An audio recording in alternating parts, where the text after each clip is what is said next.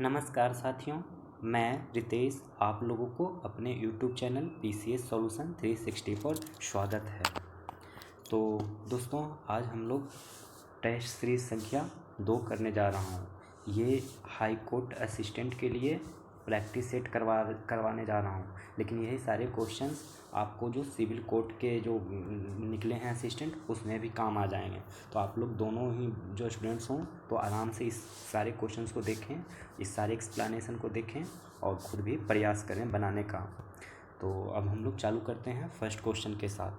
तो आप लोग को पहले से ही पता होगा, मैं थोड़ा और चर्चा कर दूं कि इसमें इंग्लिश से 25 क्वेश्चन पूछे जाएंगे। खासकर हाई कोर्ट असिस्टेंट की बात करूं, सिविल कोर्ट में थोड़े से अंतर हैं। और हिंदी से 15 क्वेश्चन पूछे जाएंगे और कंप्यूटर से 10 क्वेश्चन, मैथ एंड जीके से आपको 25 क्वेश्चन और जीके से 25 क्वेश्चन पूछा जाएगा। मैं मैथ का सेक्शन नहीं करवाऊंगा, बाकी ये 25 क्वेश्चन का डिस्कशन के साथ पूरा क्वेश्चंस करवा दूंगा। तो चलिए आइए वीडियो को शुरू करते हैं। पहला क्वेश्चन सेट संख्या 2 का। इसमें हाई कोर्ट और सिविल कोर्ट दोनों के जो फॉर्म आए हुए हैं, जिसके एग्ज़ाम हैं, उन लोग के लिए जिन अच्छे से प्रैक्टिस सेट हो जाएगा, मैंने उनको काम आ जाएगा।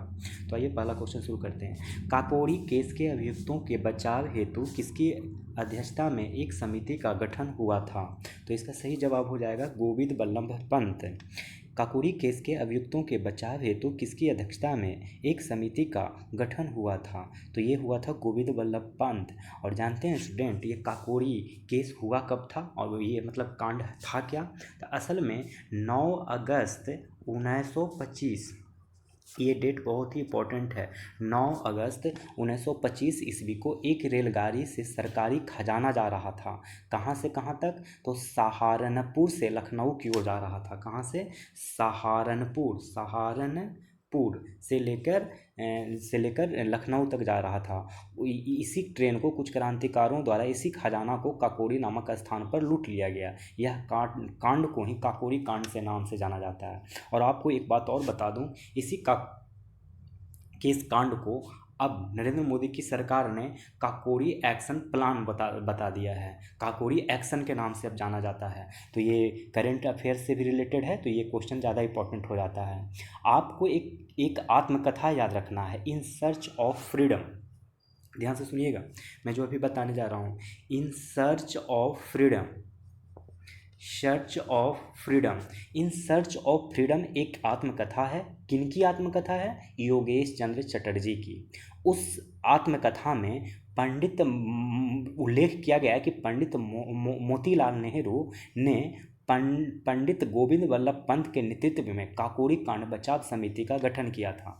तो इन सर्च ऑफ फ्रीडम में एक आत्मकथा है योगेश चंद्र चटर्जी की। उसमें ये बात लिखा गया है कि ये जो मोतीलाल नेहरू थे और गोविंद बल्लभ पंत, इन दोनों ने ही मिलके काकोरी कांड बचाव समिति का गठन किया था। ठीक है, तो चलिए अब हम लोग इस टॉपिक से अगर क्वेश्चन आए तो इतना आएगा और आपको याद होना चाहिए।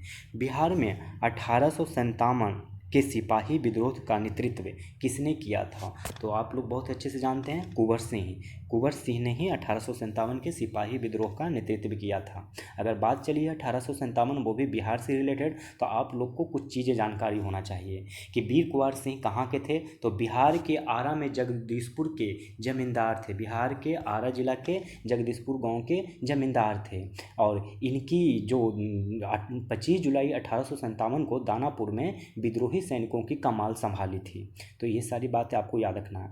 और आप लोग को ये अगले पॉइंट्स के रूप में ये याद करना है कि जो बिहार में सिपाही विद्रोह हुआ था 1857 में, उसको विलियम टेलर और विंसेंट आयर द्वारा दबा दिया गया। 2 नाम आपको याद रखना है कि अगर पूछे कि बिहार में सिपाही विद्रोह को दबाने का श्रेय किन किन ब्रिटिश अधिकारी को जाता है, तो एक विलियम टेलर का नाम आपको याद रखना है और दूसरा विंसेंट आयर का नाम याद रखना है। तो टेलर और आयर हो गए, ये दोनों ने ही मिलके दबाया था।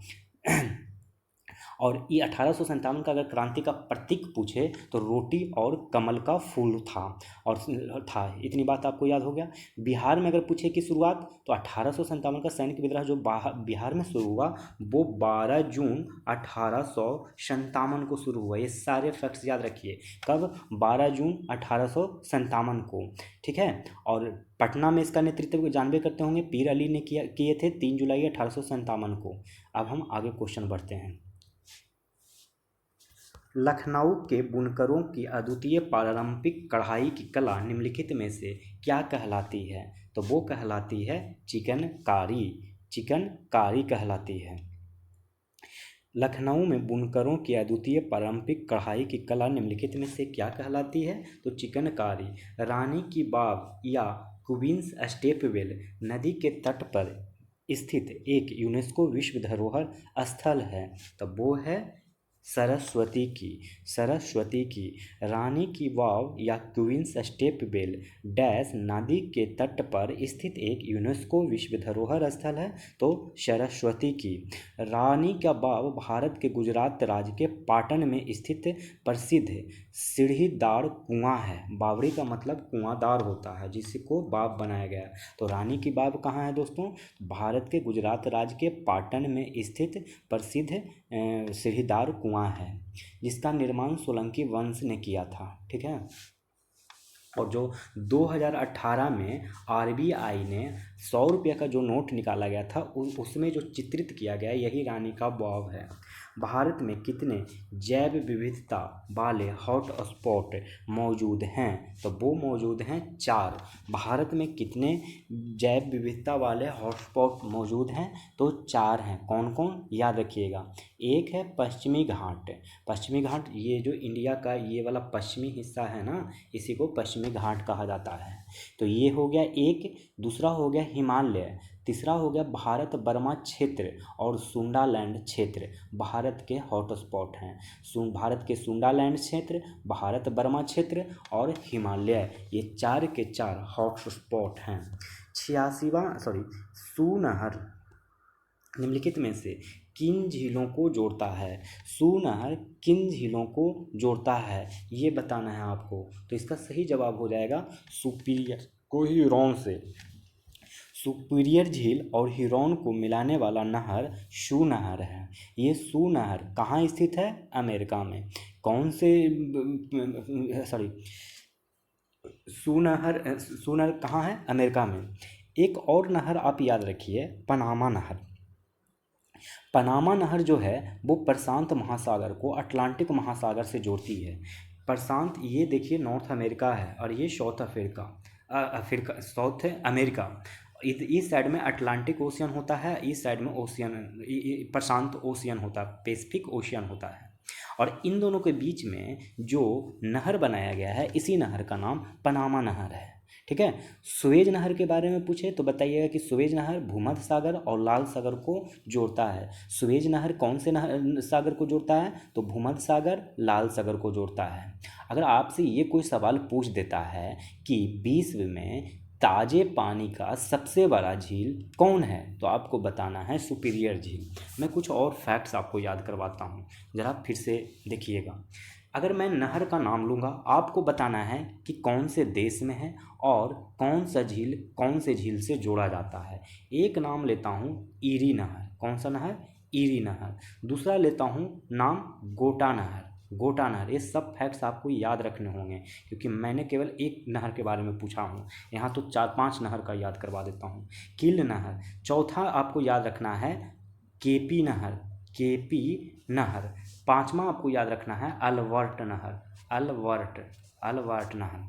तो सबसे पहले ईरी नहर बताइए, ये कहाँ है? तो ये संयुक्त राज्य अमेरिका में है।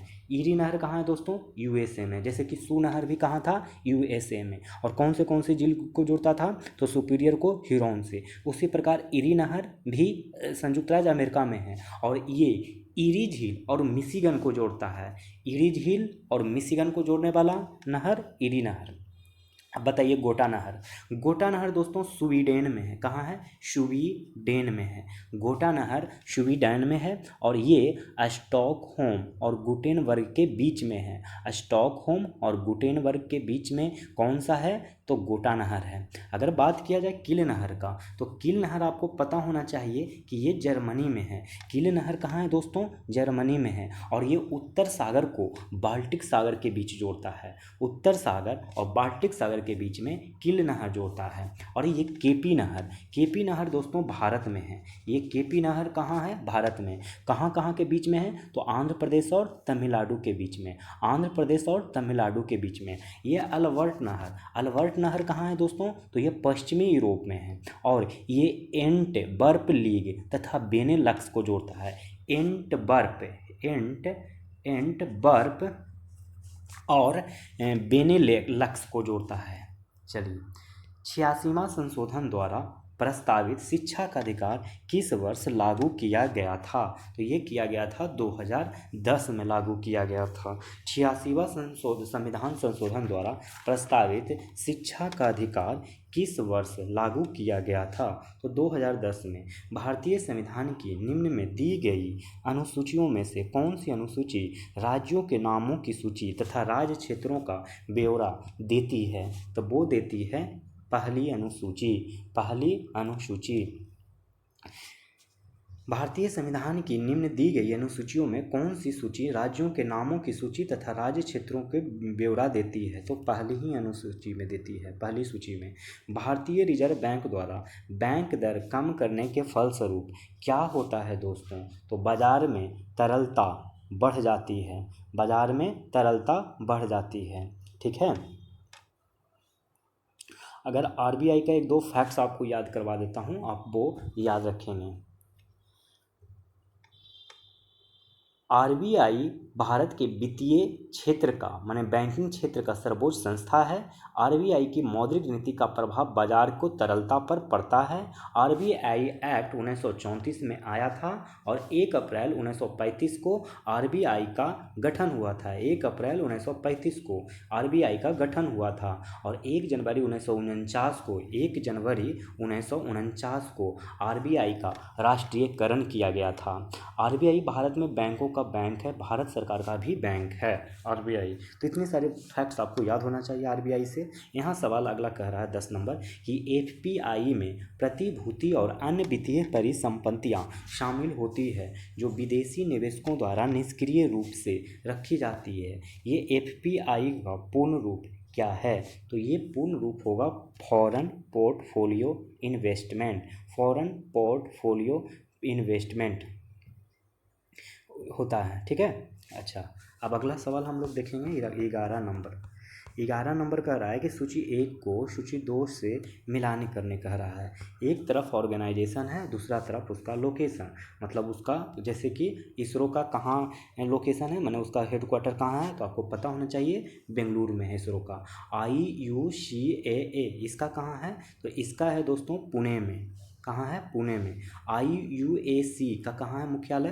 तो नई दिल्ली में। और विक्रम साराभाई का कहाँ है? तो तिरुवनंतपुरम में। VSSC का कहाँ है?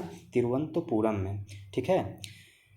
और IUCAA का अगर फुल फॉर्म जानना चाहते हैं तो जान लीजिए, inter university centre for astronomy and astrophysics Pune में है। कहाँ है? पुणे में। फिर से सुन लीजिए IUCAA का, और चाहें तो आप नोट्स बना लें कि inter university centre for astronomy and astrophysics, astronomy और astrophysics, inter university centre for astronomy and astrophysics. IUAC का भी जानना चाहते होंगे तो जान लीजिए, इंटर यूनिवर्सिटी एक्सेलरेटर सेंटर। ठीक है। फिर से देख लीजिए, इंटर यूनिवर्सिटी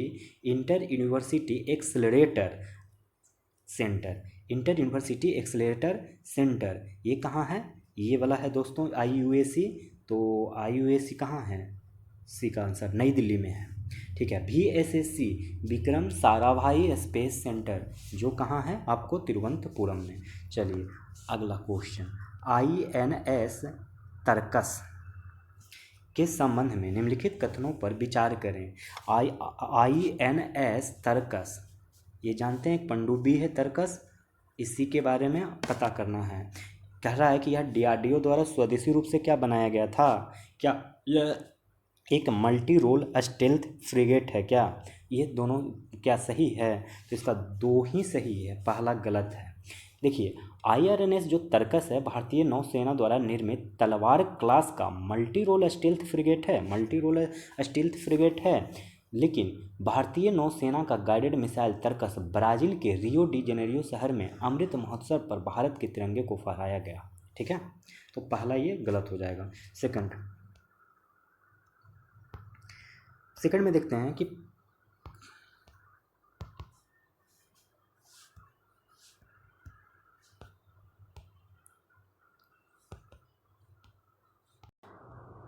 देखते हैं 13 नंबर क्वेश्चन। पानी से बनने वाले बुलबुले में जो चमक होती है वह किस प्रकार का के का, किस प्रकरण के कारण होती है? तो ये सवाल जो पूछा जा रहा है दोस्तों, ये है पानी से बनने वाले बुलबुले में जो चमक होती है वह किस प्रक्रम के कारण होती है, माने किसके कारण होती है, अब ये बताना है आपको। तो 13 का आंसर क्या हो जाएगा? प्रकाश का पूर्ण आंतरिक परावर्तन के कारण। अगला सवाल, निम्नलिखित में से कौन सी धातु अम्लों के साथ अभिक्रिया करने पर H2 नहीं देती है? तो इसका सही जवाब हो जाएगा कॉपर के साथ करने पे नहीं देती है। देखिए, कॉपर जो होता है धातु अम्लों के साथ अभिक्रिया कर हाइड्रोजन गैस नहीं देता है। कभी भी आप कॉपर को आप धातु अम्लों के साथ अभिक्रिया करिएगा तो हाइड्रोजन गैस नहीं देगा। कम क्रियाशील धातु जैसे कि चांदी, सोना, कॉपर अम्ल से अभिक्रिया करके H2 गैस नहीं देता है। यहाँ पर तो कॉपर ही ऑप्शन में दिया हुआ, लेकिन अगर आपको ऑप्शन में कॉपर ना दे के AU सोना चांदी दे दे तो ये H2 गैस नहीं देता है। अब आपको हम कुछ चीज़ें आपको बता देता हूँ। अम्ल से अभिक्रिया करने पर जब धातु अम्ल के साथ अभिक्रिया करेगा, कोई भी अम्ल दे दे और धातु का अभिक्रिया कराएगा तो लवण बनाएगा, मतलब सॉल्ट बनाएगा, और इसके साथ साथ H2 गैस भी निकालेगा। अगर धातु के ऑक्साइड ही हो, धातु का क्या हो, ऑक्साइड हो, और उसको आप अम्ल के साथ अभिक्रिया कराएगा तो साल्ट तो बनाएगा ही और साथ साथ पानी भी निकालेगा। तो धातु को अगर अम्ल के साथ करवाइएगा तो साल्ट और हाइड्रोजन गैस निकलेगा, बनेगा, साल्ट बनेगा और हाइड्रोजन गैस निकलेगा। और धातु ऑक्साइड को आप अम्ल के साथ अभिक्रिया कराइएगा तो सॉल्ट भी बनेगा और पानी भी बनेगा। लेकिन अगर आप क्षारक को माने कि बेस को ही अम्ल के साथ करवाइएगा अभिक्रिया तो सॉल्ट बनेगा और जल बनेगा। ठीक है, चलिए इतनी बात हो गया। 14 नंबर क्वेश्चन देख लेते हैं। 14 नंबर तो हो ही गया। 15 नंबर, डैश जैसे सरल जीवों को यदि कई टुकड़ों में काट दिया जाए तो प्रत्येक टुकड़ा विकसित होकर पूर्ण जीव का निर्माण कर देता है। तो वो कौन है? तो वो है प्लेनेरिया। डैश वैसे सरल जीवों को यदि कई टुकड़ों में काट दिया जाए तो प्रत्येक टुकड़ा विकसित होकर पूर्ण जीव का निर्माण कर देता है। कौन है? प्लेनेरिया। ठीक है, अब अगला क्वेश्चन, निम्न में से सही कथन बताना है। तो जो सही कथन है वो डी होगा कि चीनी पानी में घुलनशील है, तेल पानी में मिल जाता है, गलत है। स्टोन पानी में मिल घुलनशील है, ये भी गलत है। पत्थर पारदर्शी और कांच अपारदर्शी होता है, बिल्कुल नहीं। पत्थर अपारदर्शी होता है, कांच पारदर्शी होता है। तो ये तीनों गलत है, बाकी चौथा सही है। निम्नलिखित में से कौन सा एक प्राथमिक उपभोक्ता है? तो देखिए, कोई भी अगर प्राथमिक उपभोक्ता होगा ना तो वो सिर्फ और सिर्फ बकरी होगा। अगर सबसे पहले होता क्या है, उत्पादक होता है। उत्पादक मैं बताता हूँ क्या होता है उत्पादक। इसके बाद प्राइमरी कंज्यूमर होता है जिसको C1 से मैं डिनोट करता हूँ, और C1 के बाद C2 होता है, और C2 के बाद अपघटक होता है। अब मेरी बात ध्यान से सुनिएगा। उत्पादक वो सब होते हैं जैसे घास, मतलब जितना भी पेड़ पौधे देख रहे हैं इस सब को उत्पादक कहा जाता है। और कंज्यूमर वन जिसको प्राइमरी कंज्यूमर बोलते हैं, प्राथमिक उपभोक्ता, ये हमेशा शाकाहारी होंगे, ये हमेशा ही शाकाहारी होंगे। और कंज्यूमर टू जो हैं ये शाकाहारी भी सर्वाहारी होंगे, हमेशा सर्वाहारी, माने घास फूस भी खाएंगे और मतलब जानवर भी खा लेंगे। और जो कंज्यूमर 3 होता है ये हमेशा प्राइमरी मतलब टर्शियरी जो उपभोक्ता होता है, टर्शियरी कंज्यूमर, वो हमेशा मांसाहारी होता है। और लास्ट में अपघटक होते हैं, जैसे कीटाणु जीवाणु ये सब जो बैक्टीरिया होते हैं वो अपघटक कहलाते हैं। तो आपको इतनी बात याद रखना चाहिए। अगर पूछे कि उत्पादक के क्या हो जाएंगे एग्जाम्पल्स, तो आपको बताना है घास हो जाएगा, पेड़ पौधे ये सब हो जाएगा। अगर प्राथमिक उपभोक्ता यानी प्राइमरी कंज्यूमर का पूछे आपको ये एग्जाम्पल्स, तो बताना है बकरी, हिरन, गाय ये सब। अगर आपको द्वितीयक सेकेंडरी कंज्यूमर पूछे, तो सेकेंडरी कंज्यूमर में आदमी भी आ जाता है और वो सारे जानवर आ जाएंगे जो दोनों ही मतलब वेज और नॉन वेज दोनों खाते हैं, यानी सर्वाहारी हैं। और टर्शियरी से मतलब कंज्यूमर में, तृतीय उपभोक्ता में हमेशा वो सारे जानवर आएंगे, जीव जंतु आएंगे जो सिर्फ और सिर्फ नॉन वेज खाते हैं। दैट मीन्स शेर, बाघ, ये सारी चीज़ें। और लास्ट में होता है अपघटक। और अपघटक में आपको पता ही होगा कि अपघटक में क्या पता होगा कि बैक्टीरिया ये सब क्या होते हैं, अपघटक होते हैं।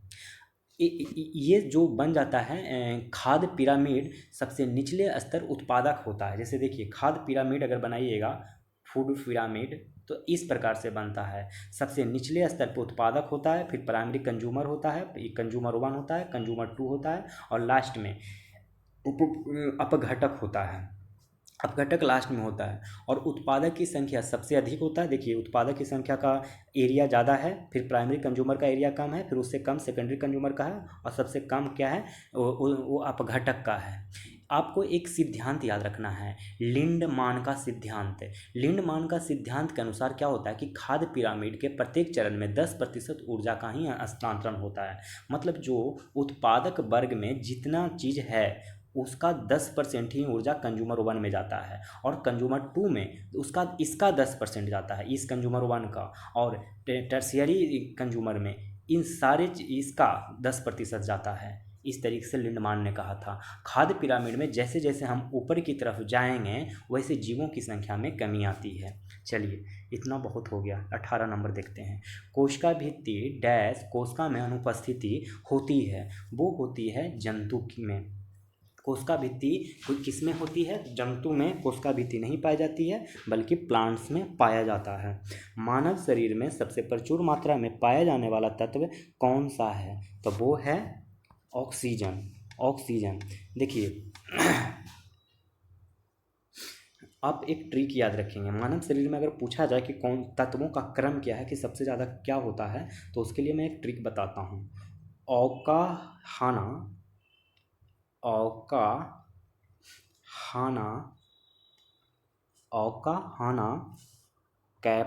कैफापो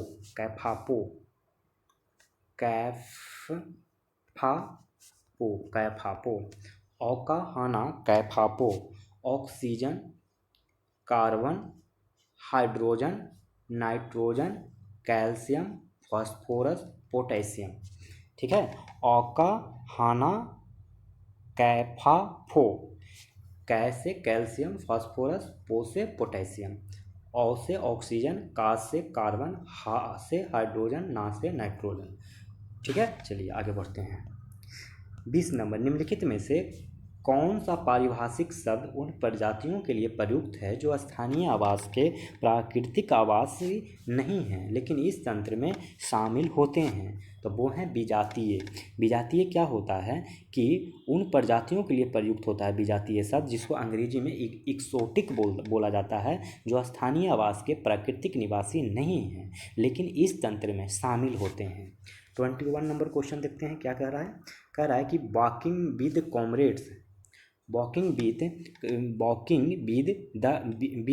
कॉमरेड्स नामक पुस्तक के लेखिका का नाम क्या है, तो वो है अरुंधति राय। ये लेटेस्ट है, इनको याद रखिएगा, अरुंधति राय है। Walking with the comrades. Bihar का पहला दैनिक हिंदी अखबार बिहार बंधु किस वर्ष शुरू हुआ, तो ये किस वर्ष शुरू हुआ दोस्तों, ये शुरू हुआ है 1872 में। कब हुआ है, 1872 में, ये पहला था। और ये कौन शुरू किया था, तो बालकृष्ण भट्ट और केशवराव भट्ट ने शुरू किया था। कहाँ, बालकृष्ण भट्ट और केशवराव भट्ट ने। चलिए देखते हैं अगला सवाल। निम्नलिखित में से किसने नालंदा विश्वविद्यालय को पुनर्जीवित किया और विक्रमशिला विश्वविद्यालय की स्थापना की, तो वो कौन किया, तो धर्मपाल ने किया। कौन किया? धर्मपाल। निम्नलिखित में से किसने नालंदा विश्वविद्यालय का पुनर्जीवित किया और विक्रम विश्वविद्यालय की स्थापना की? तो धर्मपाल। बिहार के किस जिले में 17वीं शताब्दी में निर्मित नौलक्खा महल स्थित है? तो ये बहुत ही आसान क्वेश्चन है, आप लोग को बताना होगा कि कहाँ है, तो मधुबनी में है। कहाँ है? मधुबनी में है। बिहार के किस जिले में 17वीं शताब्दी में निर्मित नौलक्खा महल पूछ रहा है, नौलक्खा मंदिर नहीं। अगर नौलक्खा मंदिर पूछा जाता तो राजगीर होगा, लेकिन नौलक्खा महल मधुबनी में है। किस पूर्व भारतीय क्रिकेटर को नेपाल राष्ट्रीय क्रिकेट टीम के मुख्य कोच के रूप में नियुक्त किया गया है? तो मोंटी देसाई को। नेपाल का राष्ट्रीय खेल पता है कौन है, क्या है? तो वॉलीबॉल है। और नेपाल क्रिकेट टीम के अभी कप्तान कौन है पता है? रोहित पौडेल। देखेंगे 26 नंबर क्वेश्चन। ये देखिए, यहाँ से रीजनिंग और क्वांटिटी एप्टीट्यूड स्टार्ट हो जाता है। इसे हम नहीं करवाएंगे, इसे आप लोग खुद बुक से बना लीजिएगा। देख लीजिए,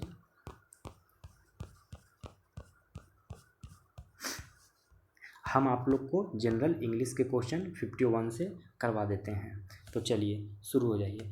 सिलेक्ट करना है इनकरेक्टली स्पेल्ड वर्ड, बताना है कि स्पेल्ड वर्ड कौन है, मतलब गलत कौन सा स्पेलिंग लिखा हुआ है। तो गाइडेंस ये गलत लिखा हुआ है, इसका जो सही होगा वो होगा GUIDANCE। ई के जगह पे ए होगा, GUIDANC। बाकी सारा का सारा क्या है? सही है। सिलेक्ट करना है मोस्ट सिनोनिम करना है सोबर का। तो पहले जान लीजिए सोबर का मतलब क्या होता है। तो सोबर का मतलब होता है गंभीर शांत सोबर का मीनिंग होता है, ठीक है। अगर इसका सिनोनिम की तरफ बढ़िएगा तो क्या होगा? गंभीर और शांत का मतलब कि काम, मतलब जो शांत रहता हो, काम। CALM काम का भी मतलब क्या होता है? शांत। सेंसिबल सोलेमन, ये सोलेमन का भी मतलब शांत होता है, सेंसिबल का भी मतलब शांत होता है। तो देखिए, ये तीनों में से कोई वर्ड है दिया हुआ है आंसर में, तो दिया हुआ है काम, तो आंसर क्या हो जाएगा? काम। लेकिन स्ट्रेट का मतलब क्या होता है? ये स्ट्रेट का मतलब सीधा, मतलब सटीक। और अनबेल का मतलब अस्वस्थ, और ड्रंक का मतलब मदहोश।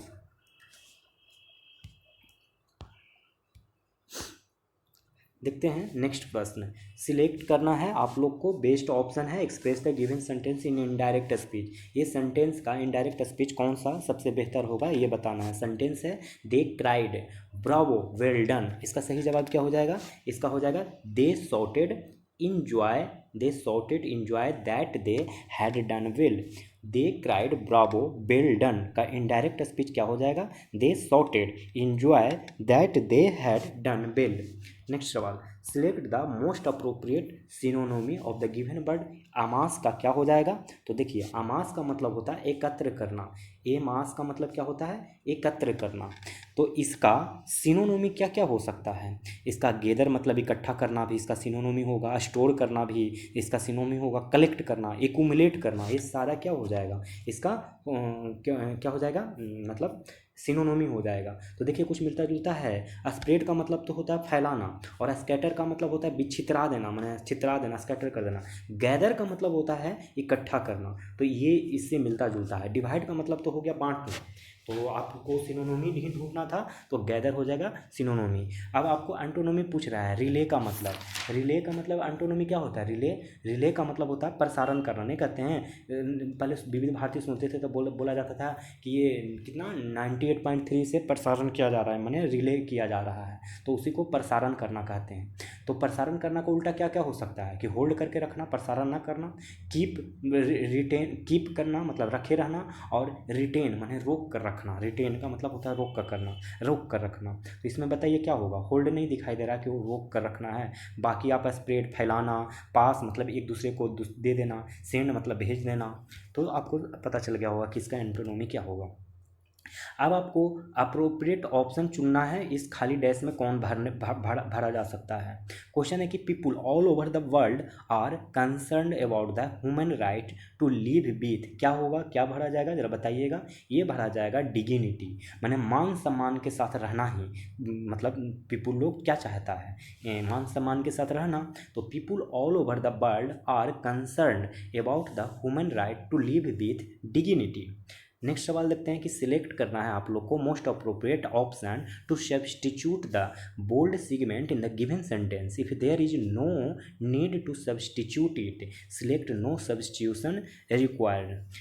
तो देखिए ये जो दिया गया है हैज़ बीन कैंसिल्ड, इसी को चेंज करना, क्या ये सही लिखा गया है इस क्वेश्चंस में, मतलब इस सेंटेंस में, या गलत? अगर गलत है तो क्या सही होगा, मतलब इस टाइप से पूछा जा रहा है। तो देखते हैं क्वेश्चन पढ़ते हैं। All the buses living between 10 PM and 5 AM, हम बताए थे जहाँ बिटवीन लगेगा वहाँ एंड तो लगेगा ही, तो है यहाँ पे, ये सही है।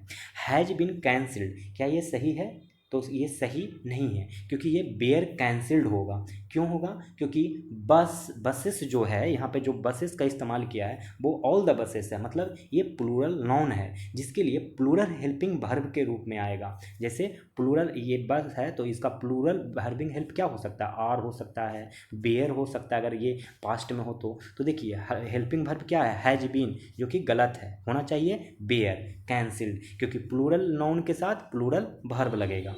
आगे देखिए, select the most appropriate option to fill in the blanks. The teacher kept stopping her online lessons dash to check if her students were following it।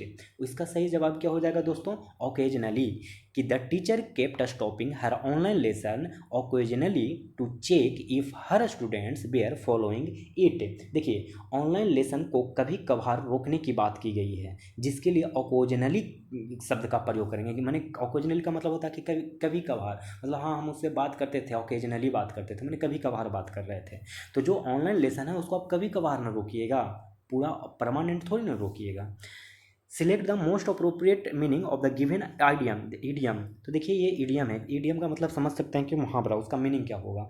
Keep someone at arms length है, माने keep someone arms length, इसका मतलब क्या होता है कि सुरक्षित दूरी बनाना, मतलब avoid being friendly with someone. ये क्या हो जाएगा? Avoid being friendly with someone. क्या मतलब कोरोना के टाइम पे क्या हुआ था, आप सब लोग के साथ सब लोग क्या करते थे? Keep someone at arms length ही तो करते थे, कि मतलब कुछ दूरी बना के रखना। चलिए 60 नंबर क्वेश्चन देखते हैं। सिलेक्ट करना है दोस्तों option that will improve the bold part of the given sentence in case no improvement is needed, select no improvement required. Question कर रहा है कि they each listened carefully to what each other said. इसका क्या हो जाएगा answer? तो आप लोग को बताना है, इसका आंसर हो जाएगा द अदर। ईच अदर नहीं होगा, द अदर होगा। इसका रीजन जान लीजिए क्यों होगा। ईच अदर का प्रयोग हमेशा दो के लिए होता है, जबकि दे का प्रयोग होने से दो या अधिक का बोध होता है, इस कारण द अदर का प्रयोग करना चाहिए। यहाँ पे देखिए दे ईच है ना, तो दे ईच के लिए क्या प्रयोग होगा? ईच अदर नहीं, बल्कि क्या होगा? दे का मतलब प्रयोग होने से क्या समझ में आता है कि दो या दो से अधिक व्यक्ति होगा, दो से अधिक व्यक्ति होगा, सॉरी दो से अधिक व्यक्ति का ही इस्तेमाल पे दे का प्रयोग करते हैं, इसीलिए दे के साथ ईच अदर नहीं द अदर होगा। क्या होगा? The other. चलिए select the most appropriate meaning of the given idiom. कहता है कि टू फाइट शाई ऑफ, इसका क्या हो जाएगा? टू फाइट शाई ऑफ, इसका मीनिंग होता है कि बचने की कोशिश करना। जैसे आपका रिजल्ट अगर ख़राब आता हो घर में, तो आप अपने मम्मी पापा से हमेशा बचने की कोशिश करते हैं, मैंने टू फाइट शाई ऑफ। तो इसका सही जवाब आप बताइए क्या हो जाएगा? To try to avoid something, मैंने कोई चीज़ करने से आप बचने की कोशिश करते हैं, कि मैंने मम्मी पापा के सामने जाने से बचने का प्रयास करते हैं। Select the option that can be used as a one word substitute for the giving group of words, a confusing and a difficult problem। ये भी देखिए एक confusing and A difficult problem को क्या बोलेंगे? तो ये बोल देंगे दोस्तों कोनूनड्रम। देखिए एक confusing and A difficult problem जो होता है, एक ऐसी स्थिति होता है जो भ्रामक स्थिति होता है, कठिन समस्या होता है। मैंने कभी कभी आपके जीवन में भी बहुत सारे कठिन समस्या होता है, भ्रामक होता है कि क्या करें क्या ना करें। तो जो कोनूनड्रम होता है, इसका मतलब ही पहेली या रहस्य या समस्या होता है। जैसे इम्पॉसिबल की बात करें, ये तो असंभव हो गया, ऐसा थोड़ी ना है असंभव होता है, ये पहले से आपको पता है कि हमसे तो होगा ही नहीं, असंभव है। अब आप सोचिएगा कि अमेरिका के राष्ट्रपति बनेंगे, इट इज़ इम्पॉसिबल, असंभव होगा, आपको सपना भी नहीं आएगा कि हम अमेरिका के राष्ट्रपति बने। फिर होता है टेरिबल। टेरिबल का मतलब क्या होता है? जो समझिए, टेरिबल का मतलब होता है भयानक, कोई चीज़ बहुत ही भयानक है। एक होता है सॉल्वेबल, लेकिन ये कॉन्डोरम पहेली होता है। टेरिबल भी भयानक होता है, लेकिन ये भयानक पता है कि आज की रात काली रात है जो वही बहुत ही भयानक है, तो आपको पहले से अंडरस्टूड है ना कि हाँ ये भयानक है। इम्पॉसिबल आपको पता है, ये असंभव है, ये करना है, सूरज कभी भी पूरब में सनसेट नहीं हो सकता, ये असंभव है, ये पहले से आपको पता है। सॉल्वेबल मतलब ये आप बना सकते हैं, लेकिन जो कंडोरम होता है ये पहेली है। तो उस पहेली के जगह पर ये जो लंबा चौड़ा लिखा गया है लाइन, एक confusing and a difficult problem, इसको अगर एक शब्द में बोलूं तो ये होगा कॉनूनड्रम। कॉनूनड्रम। चलिए, select the most appropriate synonymy. Plentiful का बताना है सिनोनोमी। तो देखिए, प्लेंटीफुल का सिनोनोमी क्या होता है, पहले जान लीजिए प्लेंटीफुल मतलब होता क्या है। तो ये प्रचुर मात्रा में होता है। इसका हिंदी अगर पूछा जाए तो प्रचुर मात्रा में। अगर पूछा जाए कि इसका सिनोनोमी होगा तो क्या होगा, एम्पल हो सकता है। एम्पल भी का मतलब क्या होता है, प्रचुर मात्रा में। फिर पूछा जाएगा और क्या क्या हो सकता है, तो अबंडेंट भी हो सकता है। फिर एक अबंडेंट तो आप लोग को बहुत ईजी है, बन जाएगा। और अगर कोपियस, कोपियस ये भी, इसका भी मतलब कोपियस का मतलब भी होता है ढेर सारा, मतलब प्रचुर मात्रा में।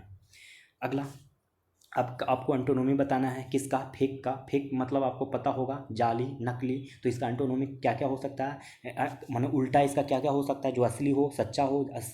असली सच्चा को क्या कह सकते हैं, जेन्युइन, ओरिजिनल कह सकते हैं, बोनाफाइड कह सकते हैं, ऑथेंटिक कह सकते हैं। ये सारा सारा क्या हो गया, एंटोनोमी का हो गया। तो जैसे बोगस, फॉल्स, फिर आर्टिफिशियल, ये सब क्या हो गया, फेक का साइनोनोमी हो गया, सिनोनोमी हो गया। लेकिन जिन्यून, जिन्यून का मतलब इसका उल्टा हो गया, एंटोनोमी हो गया।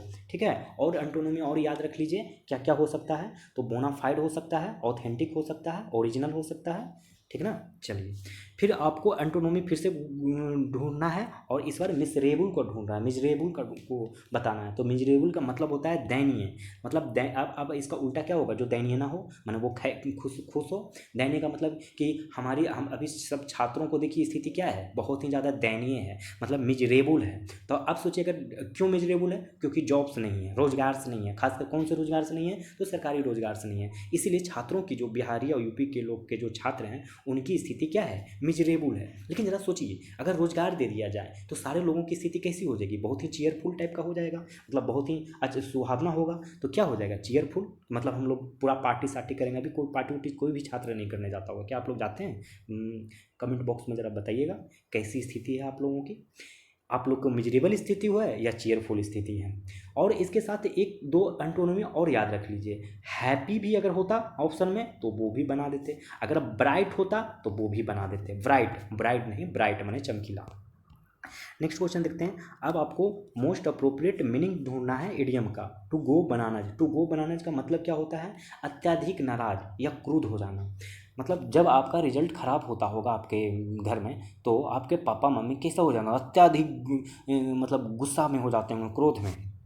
तो उसको इडियम के रूप में अगर इंग्लिश में बोला जाए तो बोला जाएगा to go bananas. To go bananas. ठीक है, इसका सही जवाब क्या हो जाएगा, टू बिकम वेरी एक्साइटेड और या एंग्री, माने बहुत ही ज़्यादा एक्साइटेड हो जाते हैं, या एंग्री। एंग्री तो कभी कभी 10th बोर्ड फेल करते होंगे तो एंग्री तो इतना हद तक हो जाते होंगे कि लपड़ थप्पड़ भी लगा दिया जाता होगा आप लोगों को। आप लोग बहुत सारे लपड़ थप्पड़ खाए भी होंगे। एनीवे, अब इसको जरा हम वाक्य में आपको प्रयोग करके दिखाते हैं कि टू गो बनानाज का मतलब कैसे इस्तेमाल करेंगे। She will go bananas when you tell her the news. मतलब आप किसी का न्यूज बताइए, किसी को, सही या गलत जो भी है। खासकर न्यूज़ का मतलब क्या होता है, किसी के बारे में आप गलत ही बोलिएगा, बताइएगा, तो वो बहुत ज़्यादा बनानाज हो जाएगी, मैंने टू गो बनानाज हो जाएगी। अगला क्वेश्चन देखते हैं। Select the most appropriate word of the given group of word. इस सारे बड़े से शब्द का क्या मतलब हो सकता है। मतलब कह रहा है कि something which brings bad luck, मैंने कोई ऐसी चीज़ जो बुरा भाग्य लाए, तो उसको क्या कहा जाएगा। इसका एक ही मतलब होता है, जिसका हिंदी होता है अभागा या अभिशप्त। माने कोई ऐसा, माने जैसे कोई नहीं कहते हम बहुत बड़ा पनौती हैं, तो पनौती को ना इंग्लिश में ना जीनेक्स्ड कहा जाता है। जीनेक्स्ड, जीन एक्स्ड, जिसका मतलब अभागा या अभिशप्त कहा जाता है। जैसे after his third accident in a month I began to think I was jinxed. मतलब जब एक ही महीना में सोचिए 3-3 गो एक्सीडेंट हो जाएगा तो आप क्या मानिएगा कि आप बहुत बड़ा पनौती हैं। ऐसा होता है ना। जैसे कभी हम लोग बचपन में जब क्रिकेट देखने जाते थे तो हम लोग के घर में टीवी नहीं होता था, तो किसी के घर में टीवी होता था, जब जाते तो उसी समय इंडिया की विकेट गिर जाता था। तो जो जिसका घर होता था, जिसका टीवी होता था, जिसको क्रिकेट का प्रेमी होता था, वो आते ही आपको क्या बोलता, तू पनौती है, तू आता है विकेट गिर जाता है, जब जब जाइएगा जब जब विकेट गिर जाएगा। तो आप कहने का मतलब आप समझ रहे होंगे कि क्या मैं कहना चाह रहा हूँ। अब ये है विकेट। विकेट का मतलब क्या होता है दोस्तों, ये विकेट का मतलब तो दुष्ट होता है, बहुत ही दुष्ट। और ये मॉन्स्ट्रस का मतलब क्या होता है, विशाल खा या जिसको राक्षस बोलते हैं। ये डेविलिश का मतलब क्या होता है, पिशाच, जिसको पिशाच बोलते हैं, भूत। 68 नंबर देखिए, select the option that expresses the given sentence in direct speech. अब आपको इनडायरेक्ट स्पीच करना है। क्वेश्चन कर रहा है कि he asked me when I had booked the flight tickets. He asked me when I had booked the flight tickets. इसका सही जवाब क्या हो जाएगा, इसका सही जवाब हो जाएगा he said to me when did you book the flight tickets, when did you book the flight tickets. 69 number question देखते हैं। कह रहा है select the most appropriate option to substitute the undefined segment underlined segment in the given sentence if there is no need to substitute it, select no substitution required। जो ये underline किया गया है, ये वाला अंडरलाइन किया गया है, इसके बारे में आपको बताना क्या ये सही है क्या। तो water and minerals presented to the soil are absorbed by the roots। water and minerals presented to the soil are absorbed by the roots। क्या होगा आंसर इसका बताइए। तो इसका जो आंसर हो जाएगा वो हो जाएगा प्रेजेंट इन द सॉइल, ना कि प्रेजेंटेड। प्रेजेंटेड का मतलब होता है कि किसी चीज़ के बारे में बताना, तो सॉइल में बता रहे हैं क्या।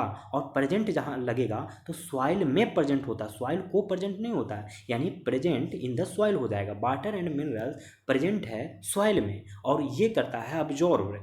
क्या करता है, अब मतलब रूट्स इसको अब्जॉर्ब करता है सॉइल से। तो समझ गए। 70 नंबर देख लीजिए। आप 70 नंबर कह रहा है कि सिलेक्ट करना है ऑप्शन जो कि एक्सप्रेस करता है कि गिवन सेंटेंस इन एक्टिव वॉइस। तो क्वेश्चन कह रहा है कि hatred can be overcome bye love. Hatred can be overcome bye love, मैंने लव से अगर प्यार करिएगा तो मतलब जो हेटर मतलब हेट करने वाला सिचुएशन है वो कम हो जाएगा। तो इसका क्या हो जाएगा आंसर, इसका आंसर हो जाएगा कि love can overcome hatred, love can overcome hatred. ठीक है। एक 71 क्वेश्चन देख लें। देखिए इसमें एक्चुअली में क्लोजिंग टेस्ट है। कह रहा है कि in the following passage some words have been deleted, fill in the blanks with the help of the alternative given, select the most appropriate option for each number. देखिए इसको बनाने का मैं कुछ टेक्निक्स बता देता हूँ। पहले आपको क्वेश्चन को, इस पैराग्राफ को एक बार बढ़िया से बिना क्वेश्चन को देखे पढ़ लेना है, उसके बाद इसके सॉल्यूशंस करने हैं। पहले एक बार पूरा पैराग्राफ को पढ़िए। An Italian town is offering to pay people up to dollar, ये डॉलर का है या यूरो का है, शायद यूरो है, मैंने 2000 euro to move there. The mayor of the town has made the, first one में क्या फिल होगा, in the hope of reversing. Second में क्या फिल होगा, town declining population, the population a small town of Italy, फिर dash to the big cities living, फिर 5 number only the aged people, some towns have been left with as little as 12 resident. ज़्यादा कुछ नहीं, इतना तो समझ में आ रहा है कि इटालियन टाउन में ऑफरिंग किया जा रहा है पे कि मतलब 2000 यूरो के बारे में कुछ बात किया जा रहा है, मेयर के बारे में बात किया जा रहा है, पॉपुलेशन के बात में क्या है, और पॉपुलेशन जो किसी भी टाउन में डिक्लाइन हो रहा है, फिर माइग्रेशन की भी बात चल रहा है, माने सिटिंग लिविंग हो रहा है तो माइग्रेशन की भी बात हो रहा है, टाउन्स की बात हो रहा है, और 12 रेसिडेंट्स, लिटिल एज 12 रेसिडेंट, इस सब बातें किया जा रहा है। तो देखते हैं पहला में क्या भराएगा। अब देखिए यहाँ पे क्या किया जा रहा है, ऑफरिंग किया जा रहा है। ऑफरिंग शब्द का जब भी प्रयोग हो ना तो आपको ऑफर ही उचित होगा। जैसे इसमें देखिए ऑफर, ऑफरिंग किया जा रहा है मतलब आपको offer in the hope of reversing, मतलब ऑफर आपको सिलेक्ट करना है, ऑफरिंग से पता चल रहा है। दूसरा में देखा जाए तो पॉपुलेशन, ये सेकंड वाला में देखिए भरने की कोशिश करते हैं सेकंड वाला।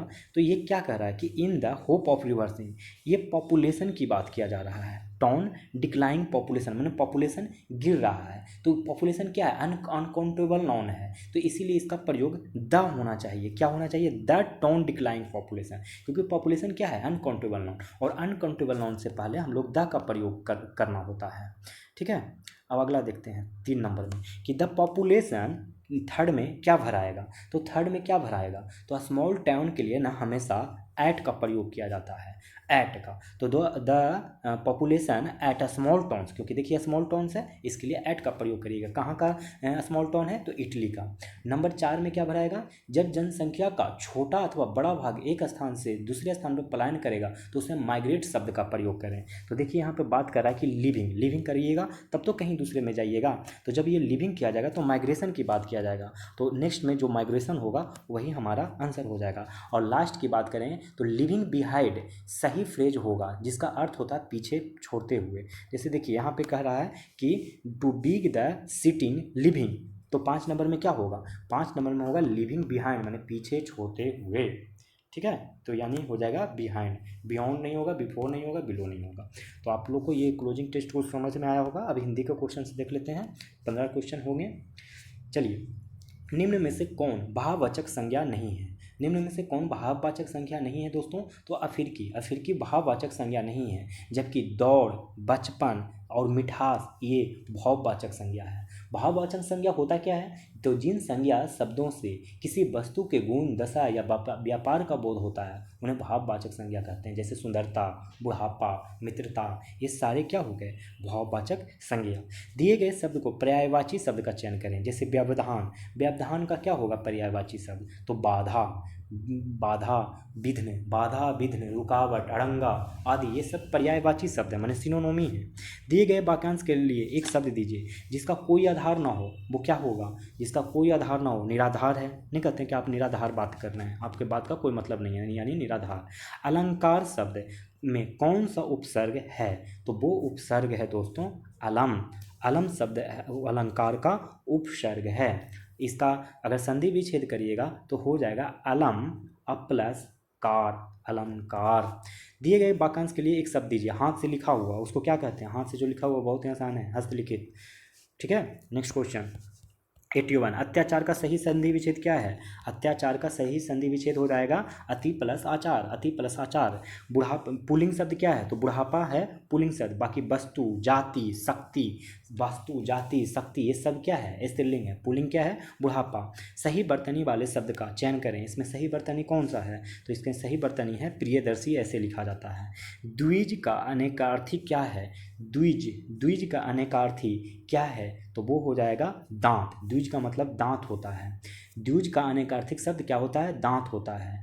द्विज का समानार्थिक शब्द कौन से होता है, तो पक्षी भी कहा जाता है, दांत भी कहा जाता है, ब्राह्मण भी इसको कहा जाता है, गणेश भी कहा जाता है। और थोड़ा बहुत और आपको याद करवा देता हूँ, अगर कोई पूछे हाथी का अनेकार्थिक शब्द तो बताना है गज, मतंग, मदकल, हाथी का गज, मतंग, मदकल। अगर वस्त्र का पूछे तो चीड़, लिबास, वसन, पोशाक। पोशाक लिबास तो जानते होंगे, दो और जान लीजिए, वस्त्र को चीड़ भी कहा जाता है, वसन भी कहा जाता है। जल को नीर, नीर तो जानते होंगे कि जल को कहा जाता है सलील और पेय और जीवन, सलील, पेय और जीवन। मैं खाना खा चुका था, इस वाक्य में कौन सा भूतकालिक भेद है, तो इसका सही जवाब क्या हो जाएगा,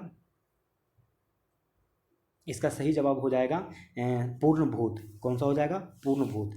ये छूट गया था। इनमें से घोटक शब्द क्या है, तो घोटक शब्द है दोस्तों तत्सम, घोटक शब्द क्या है, तत्सम। घोटक का तद्भव शब्द घोड़ा होता है, घोटक का मतलब क्या होता है, घोड़ा होता है। तत्सम शब्द तत् प्लस सम से मिलकर बना है, जिसका अर्थ है उनका समान या ज्यों का त्यों।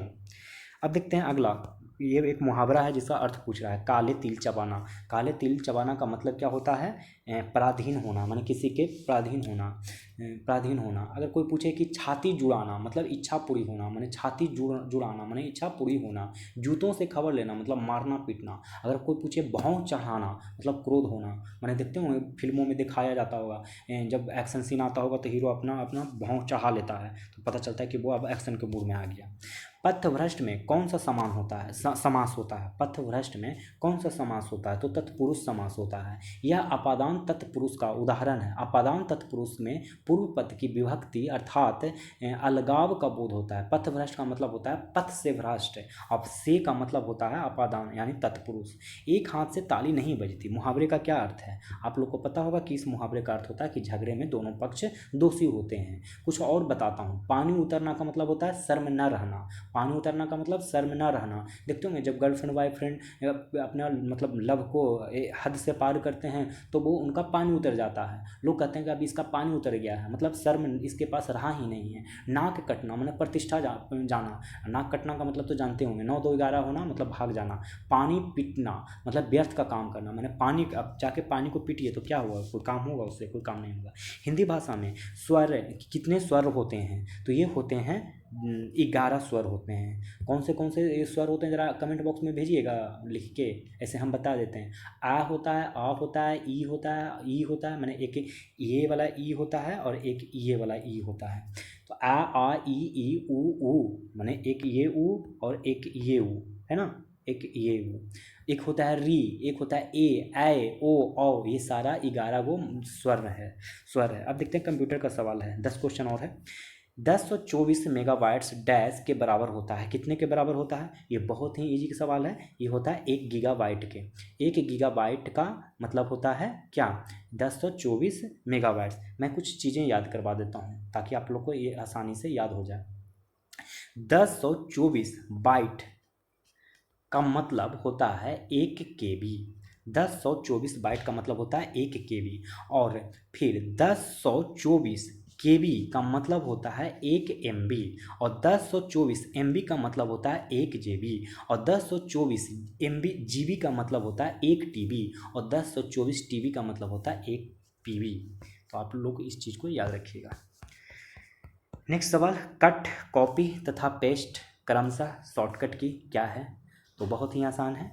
कट करिएगा तो कंट्रोल X लाइएगा और कॉपी करिएगा तो अल्ट नहीं, कंट्रोल ही होगा, कंट्रोल, एक मिनट रुक जाइए, ये गलत है, ये ए ऑप्शन होगा।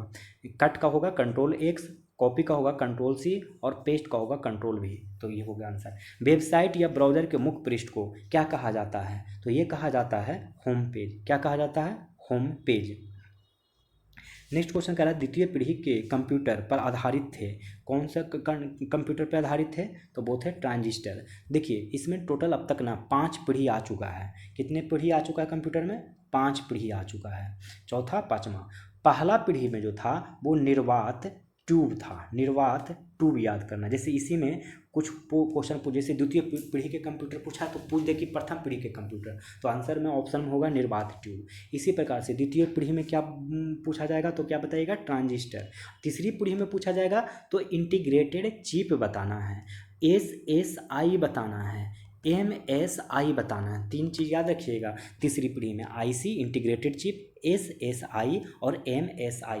चतुर्थ पीढ़ी में पूछा जाए तो बताइएगा माइक्रो प्रोसेसर और VLSI बताना है, VLSI बताना है। पाँचवा में पूछे तो ULSI बताना है और SLSI बताना है, SLSI और VLSI बताना है। हो गया। अब अगला क्वेश्चन देखते हैं, कितना नंबर? 95। WORM का पूर्ण रूप क्या है? तो इसका है राइट वंश। W का मतलब राइट, O का मतलब वंश, ONUS, और RM का मतलब रीड मेनी। अगर ऐसी कुछ और मैं शब्दावली पूछूं तो क्या होगा बताइएगा। एक मैं पूछता हूं आपसे,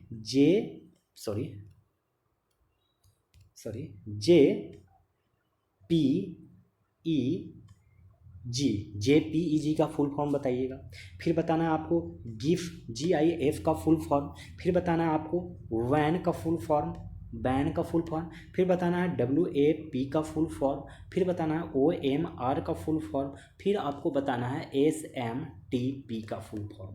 तो जल्दी जल्दी बताइए। JPEG का फुल फॉर्म जानते हैं क्या होता है? Joint photographic expert group. GIF का फुल फॉर्म जानते हैं? Graphic interchange format. WAN का जानते हैं? वाइड एरिया नेटवर्क होता है, वाइड एरिया नेटवर्क। और WAP का मतलब जानते हैं? Wireless application protocol. और OMR का जानते हैं? ऑप्टिकल मार्क रीडर होता है। और SMTP का जानते हैं? सिंपल मेल ट्रांसफ़र प्रोटोकॉल होता है। भारत में निर्मित प्रथम कंप्यूटर का नाम क्या है? भारत में निर्मित प्रथम कंप्यूटर का नाम सिद्धार्थ है। क्या है? सिद्धार्थ है। सिद्धार्थ कंप्यूटर को ना भारत इलेक्ट्रॉनिक्स निगम लिमिटेड ने बनाया था। भारत इलेक्ट्रॉनिक्स निगम लिमिटेड ने सिद्धार्थ को बनाया था। भारत का प्रथम सुपर कंप्यूटर का नाम क्या था पता है?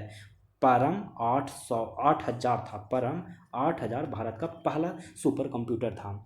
आर्यभट्ट भारत का प्रथम प्रायोगिक उपग्रह था। भारत में सबसे पहले कंप्यूटर 1952 में डॉक्टर बीजेश दत्ता द्वारा कोलकाता में भारतीय विज्ञान संस्थान में लाया गया था। अगला सवाल देखते हैं, किस ऑपरेटिंग सिस्टम में उपयोगकर्ता एक साथ कंप्यूटर ऑपरेट कर सकता है? तो वो कर सकता है टाइम शेयरिंग। टाइम शेयरिंग से ऑपरेटिंग सिस्टम में उपयोगकर्ता एक साथ कई कंप्यूटर ऑपरेटर कर सकते हैं। टाइम शेयरिंग ऑपरेटिंग के लाभ कौन से हैं? तो क्विक रिस्पॉन्स होगा, डुप्लीकेट सॉफ्टवेयर होने के चांसेस को कम करता है, सीपीयू को आइडल रहने का समय को कम करता है। ठीक है, अब देखिए नेक्स्ट सवाल, निम्नलिखित में से कौन सा फॉर्मूला सही रूप में प्रविष्ट है? तो इसका सही हो जाएगा कि is to some A1 ratio A10, ये हो जाएगा सही। अब देखिए अगला सवाल है, कीबोर्ड में दी गई अंकों के कुंजी समूह को क्या कहते हैं? तो वो कहते हैं न्यूमेरिक पैड। क्या कहते हैं? Numeric pad. ठीक है, अब फॉक्स प्रो क्या है? फॉक्स प्रो दोस्तों एक डाटाबेस प्रणाली है। फॉक्स प्रो क्या है? एक डाटाबेस प्रणाली है। दोस्तों इसी के साथ ही प्रैक्टिस सेट संख्या 2 समाप्त हो गया है। आपको नेक्स्ट वीडियो में प्रैक्टिस सेट संख्या 3 मिल जाएगा, तो घबराने की बात नहीं है। दोस्तों आप लोग से रिक्वेस्ट है कि अगर चैनल में पर ये सब सारे वीडियो अच्छे लग रहे हों तो लाइक करें और चैनल को दूसरों को भी शेयर करें और सब्सक्राइब करने के लिए बोलें। दोस्तों इस टेस्ट सीरीज में कुछ और अगर आपको सजेशन चाहिए कि किसी और तरीके से आपको एक्सप्लेनेशन चाहिए तो आप वो भी हमें कमेंट बॉक्स में भेज सकते हैं। मैं फिर से बता देता हूँ लास्ट टाइम कि यह हाई कोर्ट असिस्टेंट का जो एग्ज़ाम 30 अप्रैल को शेड्यूल है उसके लिए ही ये टेस्ट सीरीज चलाया जा रहा है मेनली रूप से। लेकिन यही सारे क्वेश्चंस जो मैं 75 क्वेश्चन करवा रहा हूँ ये आपको जो सिविल कोर्ट के असिस्टेंट का एग्ज़ाम होने वाले हैं उसमें भी काम आएंगे। मतलब दोनों में कोई भी ज़्यादा नहीं होता है, इसलिए कट ऑफ जो है 100 में 80 प्लस के ऊपर ही जनरल वालों के लिए मान्य है। मतलब समझिए कि जो 80 प्लस लाते हैं सेट्स में उन्हीं का सिलेक्शन होने का चांसेस है। इसलिए आप लोग कड़ी मेहनत करिए। सीट है ज़्यादा, इसका ये मतलब नहीं होगा कि आप लोग को कम कट ऑफ जाएगा। तो इसी के साथ ही हम आप लोग से विदा लेते हैं, मिलते हैं अगले वीडियो में। धन्यवाद।